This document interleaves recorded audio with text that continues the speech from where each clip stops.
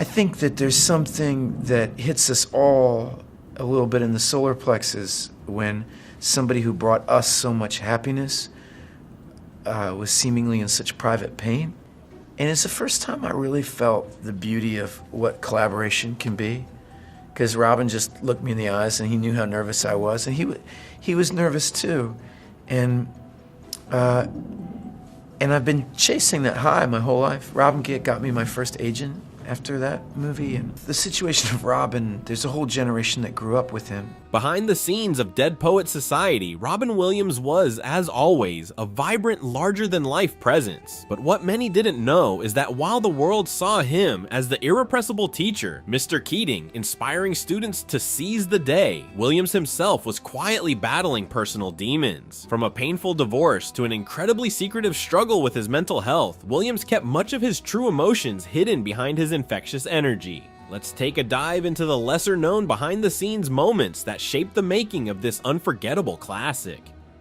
Filming Dead Poets Society wasn't just about creating one of the most beloved movies of the 80s. It was also about Robin Williams going through one of the most challenging times of his personal life. At the time, Robin was in the midst of a painful divorce from his first wife, Valerie Velarde. Despite the turmoil in his personal life, Williams was nothing but professional on set, immersing himself fully in his role as Professor John Keating. Those close to him, however, knew that behind the scenes, he was dealing with a deep personal ache. Now, imagine being a young actor just starting to make your mark, and you're thrust into a film with the comedic genius Robin Williams. That was the case for Ethan Hawke, who was only 18 and working on Dead Poets Society as his second film role. But here's the twist. Hawke thought Robin Williams didn't like him. Why? Because Robin would often make tons of jokes on set.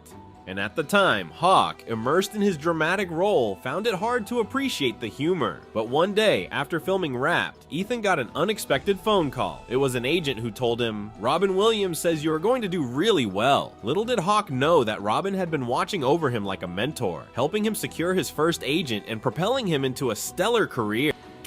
It's the first time I feel like I ever acted in my life was with Robin Williams. I had acted in school plays, and I'd even acted in the film Explorers, but I'd never had what I had kind of heard about, which is this thing that can happen, which is a loss of self, and where you kind of disappear into this other world. This wasn't the last time Robin would have a lasting impact on someone's life in the industry. Peter Weir, the director of Dead Poets Society, knew how to balance control with creative freedom. While much of the film was serious, focusing on themes of individuality and the pressures of conforming to societal expectations, Weir recognized the brilliance of Robin Williams' improvisational genius. To give Williams space to do what he did best, Weir scheduled a special unscripted half-day during filming. The twist? The scene wasn't in the script at all. Williams' impromptu impersonations of John Wayne and Marlon Brando made it into the final cut, adding an extra layer of depth to the film. However, Weir kept this whole idea under wraps from the Disney executives. This secret, unscripted moment turned out to be one of the most memorable parts of the film, making the character of Professor Keating even more endearing. Before we continue, have you ever wondered how action stars like Chuck Norris stay in shape in their old age?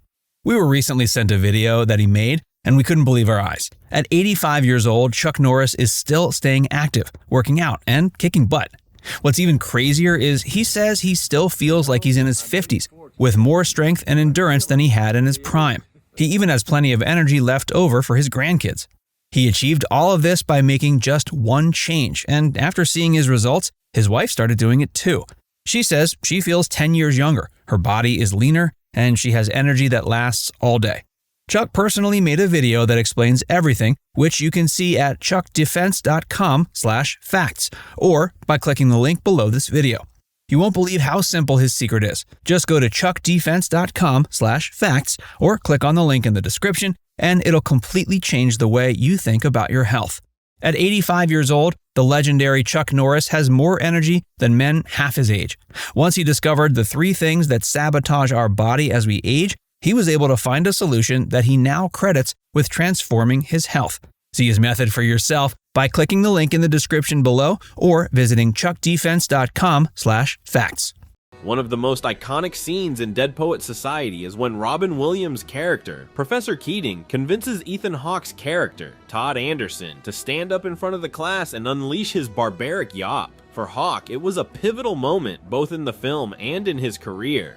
The scene was shot in a single, unbroken take, with the camera swirling around the two actors as they crafted this powerful moment of self-expression. Hawk described it as the moment when he truly understood the magic of acting, where he could lose himself in the character and the story. That feeling, that deep connection to the craft, is something Hawk has been chasing ever since. And you know, I was 18 years old and Robin Williams wrote, "I sound my barbaric yawp over the rooftops of the world. Uncle Walt again," he said, you know what I mean? And he called me up, and it was a very nerve-wracking scene because Peter Weir wanted to shoot it very simply with a Steadicam. And back then, look, you were even doing this interview with a Steadicam, but back then that was an unheard of new technology, this thing. And he really kind of wanted to get the scene in one take, or at least cut as little as possible. And I was very nervous. All my friends were the actors and I had to do this scene where I had to make up a poem in front of the class. And it's the first time I really felt the beauty of what collaboration can be. Because Robin just looked me in the eyes and he knew how nervous I was. And he was nervous too. And I've been chasing that high my whole life. Robin got me my first agent. Despite the upbeat nature of the character of Professor Keating, there's an underlying sadness to his persona that's impossible to ignore. Some say it's the very thing that made Robin's portrayal so moving. But here's the kicker. Robin Williams himself brought that melancholy to the role, not just by tapping into the character, but because during the filming, he was struggling with his own heartbreak. Williams had been through personal battles with drug addiction in the past, but this time the pain was more about his emotional state. His divorce was in full swing, and those closest to him, like his co-stars, could tell. Ethan Hawke later reflected on how it was obvious Robin was in a lot of pain during that period, though he did his best to hide it. Yet despite his emotional turmoil, Williams never let it bleed into his work. He maintained a perfect balance between his own struggles and delivering an unforgettable performance that would go down in cinematic history. When you think of Dead Poets Society, you can't help but think of the iconic scene where the students stand on their desks chanting, "Oh Captain, my Captain." It's a moment of defiance, honor, and respect for the beloved teacher who dared to challenge the system. Interestingly enough, the actors didn't just perform this act of reverence in the film, they lived it behind the scenes as well. On set, the young actors had so much respect for Peter Weir, the director, that they started calling him "Oh Captain, my Captain," much like their characters did for Professor Keating. The bond between Weir and the cast was palpable. Josh Charles, who played Knox Overstreet, explained that Peter, much like Robin's character in the film, was a guiding force on set, nurturing their growth and helping them connect with the material in ways they hadn't imagined.